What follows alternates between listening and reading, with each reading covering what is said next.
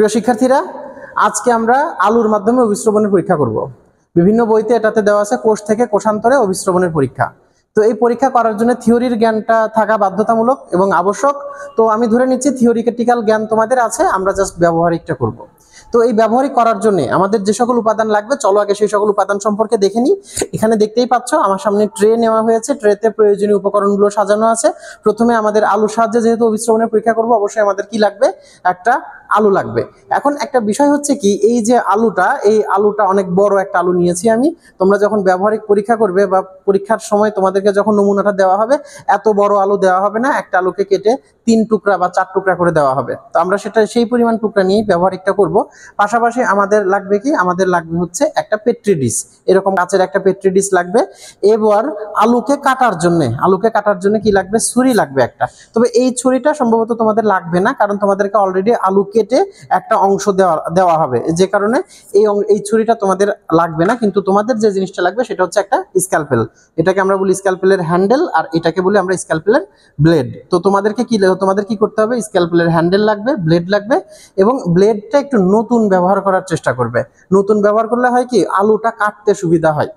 আবার এটাকেও খেয়াল রাখতে হবে, যেহেতু স্ক্যালপেলের ব্লেড নতুন থাকলে ধারালো হয়, সহজে কাটতে গেলে আবার হাতও কেটে যেতে পারে, সেদিকে সাবধান থাকতে হবে।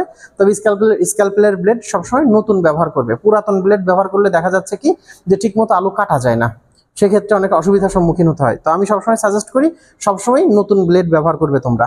এইটার পাশাপাশি আমাদের কি লাগবে, ভিতর থেকে আলুর অংশটা তুলে ফেলার জন্য আমাদের একটা এরকমের স্প্যাচুলা, সেই স্প্যাচুলা লাগবে। স্প্যাচুলার পাশাপাশি আমাদের আরো একটা জিনিস লাগবে, সেটা হচ্ছে একটা আলপিন। বেশ কিছু বইয়ে আলপিনের ব্যবহার দেওয়া আছে, আবার বেশ কিছু বইয়ে আলপিনের ব্যবহার দেওয়া নেই। তবে আমার পরামর্শ হচ্ছে আলপিন ব্যবহার করা। আলপিন ব্যবহার করলে আমরা সহজে পরীক্ষাটা করতে পারি। এর পাশাপাশি আমাদের লাগবে কি, দেখো এখানে একটা ওয়াচ গ্লাসের মধ্যে আমরা কিছু লবণ নিয়েছি। এই লবণটা লাগবে আমাদের ব্যবহারিক ক্লাসের জন্য। তো এইগুলো হচ্ছে আমাদের পরীক্ষার যে যন্ত্রপাতি, সেই যন্ত্রপাতিগুলোর দেখলে কি কি যন্ত্রপাতি আমাদের লাগবে। এখন আমরা পরীক্ষাটা শুরু করব। পরীক্ষাটা শুরু করার জন্য দেখো, প্রথমে আমাদের কি লাগবে, আলুর একটা খণ্ড লাগবে। এত বড় আমাদের আলু লাগবে না, আলুর আমরা অল্প একটু খণ্ড কেটে নিব। মনে করো আলুর এই ছোট্ট একটু খণ্ড আমি কেটে নিয়েছি। অনেক বড় আলুর অংশ থেকে আমাদের এই ছোট্ট অংশটা লাগবে। আমাদের কি লাগবে, আলুর এই ছোট্ট অংশটা লাগবে। তোমাদেরকে ব্যবহারিক পরীক্ষার সময় যখন আলুর নমুনা দেওয়া হবে, তখন তোমাদেরকে কিন্তু এই আলুর ছোট নমুনাই দেওয়া হবে, বড় আলুর খণ্ড পুরো একটা আস্ত আলু দেওয়া হবে না। তো এই নমুনা থেকে আমরা অভিস্রবণের পরীক্ষা করবো। আর অভিস্রবণ পরীক্ষা করার জন্য, অভিস্রবণের ইংরেজি অসমোসিস পরীক্ষার জন্য আমরা অসমোস্কোপ বানাবো। আলু দিয়ে আসলে আমরা কি বানাই, অসমোস্কোপ বানাই। তো দেখো আমরা এই আলু দিয়ে অসমোস্কোপটা কিভাবে বানাবো। তো একদম সহজ। প্রথমে আমরা কি করব, আলুটাকে একটা স্কয়ার শেপে আমরা আলুর খণ্ডটাকে কেটে নিব। তো এই যে স্কয়ার শেপে আলুর খণ্ডটাকে দেখো কেটে নিচ্ছে। এবার কি করতে হবে, জাস্ট চার কোণা থেকে আমরা কি করব, চার কোণা থেকে আলুর অংশগুলোকে আমরা একটু আলাদা করে ফেলবো। এভাবে চার কোণা থেকে আলুর খণ্ডগুলো কেটে ফেললে আমরা মোটামুটি স্কয়ার শেপে আলু কিন্তু পেয়ে যাব।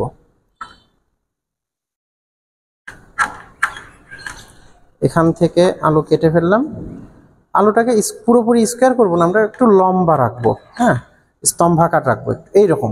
এই যে আলুর একটা কিউব কিন্তু আমরা পেয়ে গেছি, সুন্দর একটা আলুর অংশ পেয়ে গেছি। এরপর দেখো এই লম্বা অংশ, যে প্রান্ত দেখো লম্বা একটু বেশি কিন্তু চওড়া বা উচ্চতাটা কম। তো আমরা এই লম্বা অংশটাকে রেখে ভিতর থেকে আমরা আলুর খণ্ডটাকে আস্তে আস্তে কেটে ভিতর থেকে আলুর অংশটাকে বের করে ফেলবো।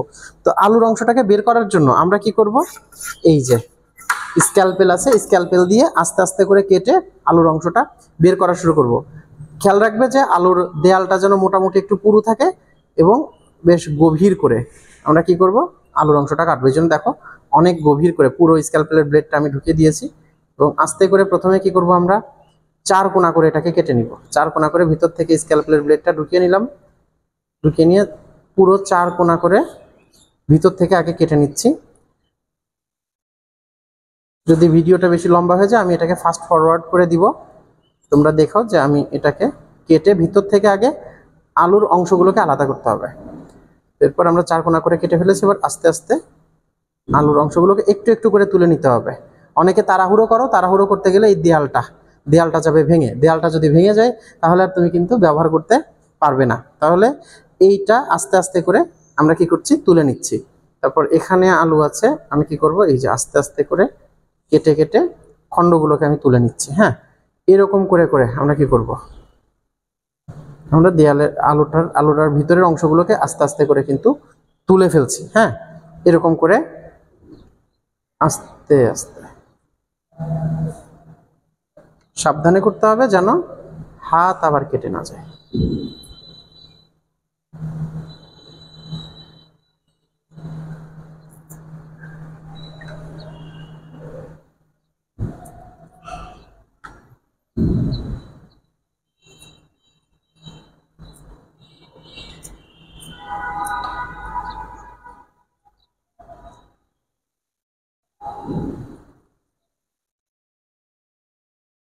এভাবে দেখতে পাচ্ছ আমরা আলুটার ভিতরে সুন্দর করে আলুর মধ্যে একটা গর্ত তৈরি করে ফেলেছি। এখন আলুতে যে গর্তটা আমরা তৈরি করলাম, তাহলে মোটামুটি আমাদের অসমোস্কোপ যেটাকে বলছি, অসমোস্কোপ তৈরি করার কাজ কিন্তু প্রায় শেষ। অসমোস্কোপ তৈরি করার কাজ কিন্তু শেষ। আলু দেখো, আলুর ভিতর থেকে আমরা একটা অংশ কেটে বের করে ফেলে আলুতে একটা গর্ত তৈরি করে ফেলেছি। এর দেখতে কিন্তু সুন্দর হয়েছে। দেয়ালগুলো একদম 4 কোণা দেয়াল, পরিষ্কার আছে, এবং এটা এই যে কোণাটা কিন্তু আনুভূমিক আছে। অনেকে করো কি, আনুভূমিক থাকে না, এক কোণা বড় হয়ে যায়, এক কোণা মানে এদিকে উঁচু বেশি এদিকে নিচু বেশি এরকমের হয়ে যায়, তেসরা হয়ে যায়। এরকম করে কাটা যাবে না। মোটামুটি সোজা সুন্দর দেখতে এরকম একটা কিউব করবা, কারণ এর উপরেও তোমাদের মার্কস আছে। তুমি এটা কত সুন্দরভাবে কাটতে পেরেছো, এই অসমোস্কোপটা কত সুন্দর করে তুমি তৈরি করতে পেরেছো, তার উপরেও কিন্তু নম্বর আছে। তো এরপরে আমরা কি করব, এরপরে আমরা যে কাজটা করব সেটা হচ্ছে আমরা এই যে পেট্রি ডিশটা নিব, পেট্রি ডিশের উপরে আমরা আলুর খণ্ডটা বসাবো। আচ্ছা, বসানোর পরে কি করব, এই যে সামান্য লবণ অথবা চিনি ব্যবহার করলে চিনিও দেওয়া যায়, তবে আমরা এখানে লবণ ব্যবহার করব। এই লবণটা, আচ্ছা এই চামচটা বড় হয়ে যাচ্ছে, আমরা এর থেকে স্প্যাচুলা যেটা আছে, স্প্যাচুলা দিয়ে চামচ লবণটা আমরা কোথায় দিব, স্প্যাচুলা দিয়ে লবণটা আমরা এই যে আমাদের যে অসমোস্কোপের ভিতরে আমরা লবণটা কিন্তু দিয়ে দিয়েছি, দেখেছো। লবণ দেওয়ার পর অসমোস্কোপের ভিতরে লবণ দেওয়ার পর এখানে আমরা কি করব, জাস্ট কয়েক ফোঁটা অসমোস্কোপের ভিতরে আমরা কয়েক ফোঁটা পানি দিব। পানি দিয়ে এখানে একটা দ্রবণ তৈরি করব।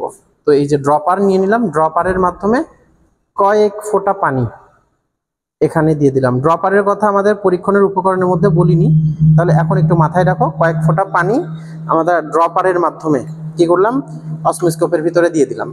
এই যে অসমোস্কোপের ভিতরে দিয়ে দিলাম, দিয়ে এটাকে একটু নাড়িয়ে আমরা কি করে নিব, যে নাড়িয়ে নিয়ে আমরা কি করছি, এখানে একটা দ্রবণ তৈরি করলাম। দ্রবণটা তৈরি করার পর দেখো, ভালো করে খেয়াল করলে দেখতে পারবে যে এই যে দ্রবণটা, এই দ্রবণটা কিন্তু আলুর মুখ বরাবর নেই, গর্ত থেকে খানিকটা নিচে আছে। তো কত নিচে আছে এইটাকে দেখার জন্য আমাদেরকে এই আলপিনটা ব্যবহার করতে হবে। অনেক বইতে কিন্তু আলপিন ব্যবহারের কথা বলা নেই, তবে আমার বক্তব্য হচ্ছে তুমি আলপিন ব্যবহার করবে। আলপিন দিয়ে তুমি দেখবে যে এখানে ভিতরের দিকে দ্রবণের উচ্চতা কতখানি আছে। ভিতরের দিকে আমি দেখতে পাচ্ছি দ্রবণের উচ্চতা প্রায় ভিতরে এই পর্যন্ত আছে। তাহলে আনুমানিক এই বরাবর আমি কি করব, আলপিনটাকে পুঁতে অপর প্রান্ত দিয়ে বের করে দিব। এই যে এইটার কাজ কি, এই আলপিনের কাজ কি, আলপিনের কাজ হচ্ছে দ্রবণের উচ্চতাটাকে নির্দেশ করা। মানে এই আলপিনটা নির্দেশ করছে ভিতরে কতটুকু দ্রবণ আছে, সেই দ্রবণের উচ্চতাটা। তো এই আলপিন সহ এবার এটাকে আমরা কোথায় রাখবো, আমরা ওয়াচ গ্লাসের উপরে রেখে দিলাম। ওয়াচ গ্লাসের উপরে রেখে দিয়ে এবার আমরা ওয়াচ গ্লাসটা পানি দিয়ে পূর্ণ করব। ওয়াচ গ্লাসে আমরা পানি দিচ্ছি, দেখো খেয়াল করো, ওয়াচ গ্লাসে পানি দিব। পানিটা এমনভাবে দিব যেন আলুটার উপর পর্যন্ত না পৌঁছে। তোমরা অনেকে হয়তো বা আলুটা আরো নিচে করে কাটতে পারো, সেক্ষেত্রে অনেকে পানি দিতে গেলে দেখা যায় পানি উপচে আলুর ভিতরে চলে গেছে, সেক্ষেত্রে কিন্তু অভিস্রবণের পরীক্ষাটা ঠিকঠাক মতো হলো না। তাহলে আমরা কি করব, আলুর পাদদেশ বরাবর পানিটা থাকবে, এই রকম করে আমরা এটাকে রেখে দিব। রেখে দিয়ে আমরা কি করব, কয়েক ঘন্টা ওয়েট করব। কয়েক ঘন্টা ওয়েট করলে আমরা দেখব কি পানি ধীরে ধীরে যে সেই ব্যাপন প্রক্রিয়ার মাধ্যমে ভিতরে পানি ঢুকছে। তো আমরা জানি ব্যাপন প্রক্রিয়া কি হয়, ব্যাপন প্রক্রিয়া উচ্চ ঘনত্বের স্থান থেকে পদার্থের অণুগুলো নিম্ন ঘনত্বের স্থানে যায়। তো তোমরা এখানে দেখতেই পাচ্ছ যে আমাদের যে পেট্রি ডিশে পানির পরিমাণ বেশি, কিন্তু ভিতরে পানির পরিমাণ আছে কম অসমোস্কোপের ভিতরে, তাহলে পানি আপনি ভিতর থেকে মানে বাইরে পেট্রি ডিশ থেকে ভিতরে অসমোস্কোপে প্রবেশ করবে।